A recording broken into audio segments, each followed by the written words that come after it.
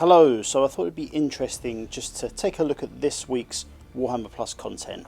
Now, when I did a kind of review of the original launch lineup last week, I did say that I'd leave it till the end of the month to decide whether or not I was going to continue subscribing and make some decisions and that kind of thing. So the intention was to come back in a month's time. However, having looked at this week's content, I thought it'd be worth to have a quick recap, see what came out week 2. So, we were pretty thin on content again. So we got a battle report, we got another episode of Angels of Death, and we got a masterclass, and then we got 4 items added to the vault. Okay, so let's start with the animation show, Angels of Death. Now, I've been through the comments from last week's videos, and 2 things are loud and clear. Number 1, lots of you do not like this service, either because there's not enough content or because of what GW has done to content creators in the past and that kind of thing. The other thing is that people aren't happy with the quality of the animation. Now, if you had problems with episode 1, you're going to have problems with episode 2. It's the same animation style, nothing changes really. However, the action is ramped up massively. I really enjoyed Silent City. I thought it was a really good second go at this animation. So not only do we find out who the enemies are, there's a fairly large battle down on the surface of the planet. There is a little bit of space battle, not much. There is also a bit of a hijacking or infiltration of the main ship. Lots and lots of the story gets moved on, so we find out quite a lot, and so I'm very interested to see what we get next week. In terms of the pacing and that kind of thing, there are problems, obviously. I think that things are paced very slowly, there's long gaps between dialogue and that kind of thing.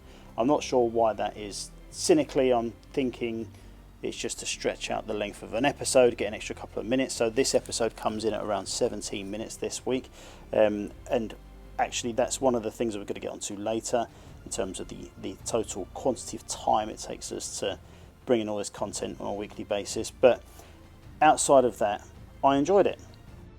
Now that's it for the animation, so there was no new episode of Hammer and Bolter or anything like that. And actually I think it's worth saying that Hammer and Bolter, I really didn't get over last week enough that episode with the orcs in it, I did not like. I just didn't think it was that good. The other 2 I really did like, specifically the one that had the assassin in it. I am hoping for more strong content for Hammer and Bolter going forward, and I think that when they released on the Saturday, they released that orc episode, I really think they should have released something different. They should have gone with one of the other 2 that came out at launch, because they were both far superior to that episode. Okay, now moving on to this week's battle report. So there was a 40k battle report, no Age of Sigmar this week. So we had Patrick playing Blood Angels against Louise playing the Orcs. This was a 1k battle, and I enjoyed it more than last week's one. Maybe it's because I'm more invested in Orcs and Blood Angels, but there was definitely better chemistry between Patrick and Louise this week than there was last week. The battle report came in at about 37 minutes. Now, to be fair, they really heavily edit these battle reports, so whereas you might be used to watching a battle report on another YouTube channel and that kind of thing, and maybe a 1,000-point battle might come in at over an hour in some cases, in these battle reports they really do just get straight into the action, which is good, which is very good. Now, minor spoiler, I will say that for turn 1 in this game, there was a massive push from the Blood Angels. It was really quite a daunting task for the Orcs to come back from. But Louise did well in turn 2, so yeah, it was closer than I thought it was going to be. But yeah, solid. I really enjoyed it. Now, Masterclass.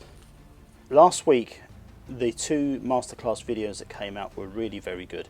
In fact, I was wondering how long it took to film and put together all this stuff, and I know that photos of the stuff that was in last week's episode were actually put on Instagram by Louise way back at the beginning of the year, sort of January, February time. So obviously this isn't something that's been thrown together in the last few weeks. They've been planning all this content for quite some time.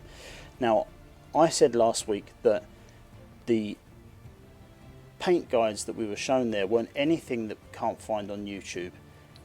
I'm kind of gonna perhaps renege on that a little bit, because I think that we're being given something a little bit more in depth that maybe isn't available out there en masse. Now, I'm not an avid painter.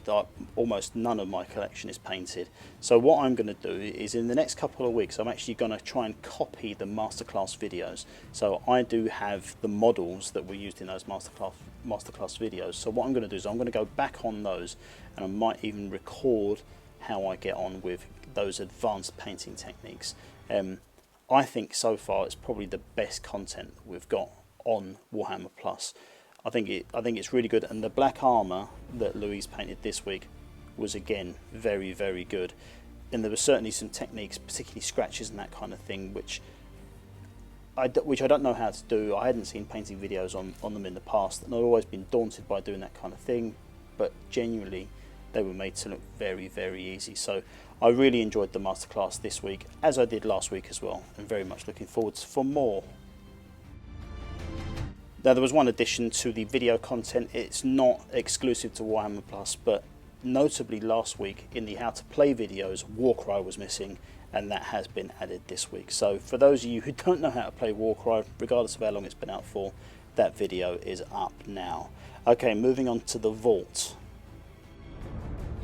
So 4 pieces of content were added. So we've got Curse of the Wolfen. That's actually quite a long publication. I mean, the vast majority of it is art and that kind of thing, but that got added. And then we got January, February and March's edition of 2001 for White Dwarf, so those were added as well. So that's it for this week's Warhammer Plus content.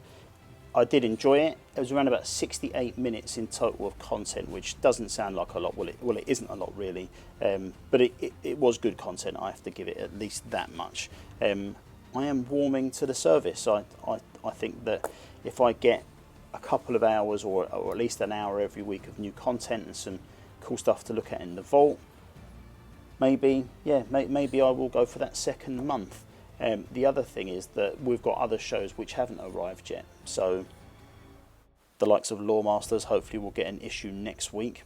I'm not sure if there's anything else announced that we haven't seen yet. Obviously, we haven't got any of the VIP stuff for going to shows and that kind of stuff. So we'll find out more about that as and when it comes up. We still haven't had the Age of Sigmar app, so we look forward to that arriving as well. But yeah, broadly, I'm pretty happy with what we've got so far. If I get, like I say, an hour to 2 hours of content a week, I think I'll be quite happy with that, and there's plenty of stuff in the vault for me to look through as well. Anyway, I'll come back next week if I like the content again, and if you enjoyed this, give us a little thumbs up and maybe a subscribe. I'll catch you later.